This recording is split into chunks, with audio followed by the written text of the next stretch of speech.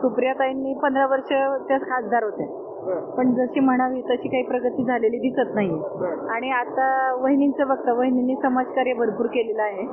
शेती माध्यम, पोल्ट्री व्यवसाय आणि त्यांचं एक फोरम आहे आणि हायटेक त्यांचं पार्क आहे. त्या सगळ्या माध्यमातून त्यांनी अति चांगली समाजसेवा केलेली आहे. महिलांच्यासाठी त्यांनी भरपूर चांगलं काम केलेलं आहे.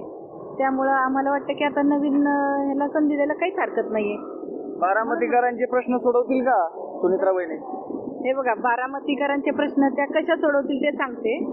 एरवी दादा ज्यावेळेस उभे राहतात प्रचार ह्याच्या आपल्या आमदारकीच्या निवडणुकीला, तेव्हा दादा स्वतः कधीही प्रचार करत नाहीत.